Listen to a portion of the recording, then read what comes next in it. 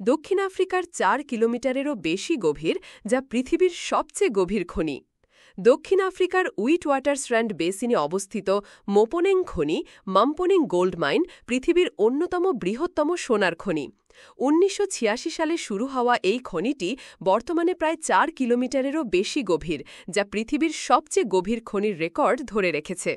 পৃথিবীর সবচেয়ে উঁচু ভবনের উচ্চতা হল ৮২৮ মিটার ২১১৭ ফুট, অর্থাৎ প্রায় ৫টি বুর্জ খলিফা একটার পর একটা বসালে সেটি মাম্পোনেং খনির ভেতরে পুরোপুরি এঁটে যাবে। কল্পনা করুন, খনি শ্রমিকদের খনির লিফটে করে একদম নিচে নামতে সময় লাগে ১ ঘণ্টারও বেশি। ১৯ শতকে এই অঞ্চলে সোনা আবিষ্কারের পর শুরু হয় খননযাত্রা।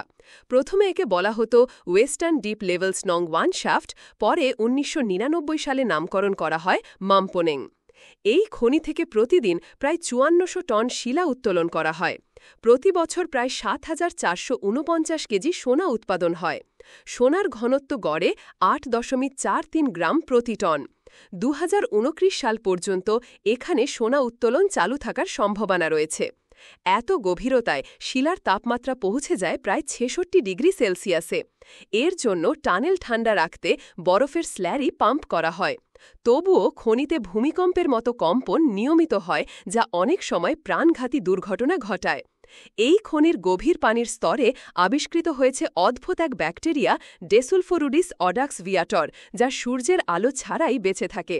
বিজ্ঞানীরা একে পৃথিবীর জীববিজ্ঞানের এক অনন্য উদাহরণ হিসাবে দেখছেন। তবে খনির বর্জ্য থেকে সৃষ্ট দূষণ দক্ষিণ আফ্রিকার জন্য বড় সমস্যা। বাতাসে ছড়িয়ে পড়া ধুলোতে ভারী ধাতু ও ইউরেনিয়ামের উপস্থিতি স্থানীয় মানুষের স্বাস্থ্য ঝুঁকি বাড়াচ্ছে। ইন্টারনেট থেকে প্রাপ্ত তথ্য থেকে বোঝা যায়, মাম্পোনেং শুধু একটি সোনার খনি নয়, বরং এটি মানব ইতিহাস, বিজ্ঞান, পরিবেশ এবং অর্থনীতির এক বিশাল কেন্দ্রবিন্দু। গ্রন্থনা অধ্যক্ষ মহসিন আলী আঙ্গুর, সম্পাদক ও প্রকাশক মুজিবনগর খবর.com, মেহেরপুর।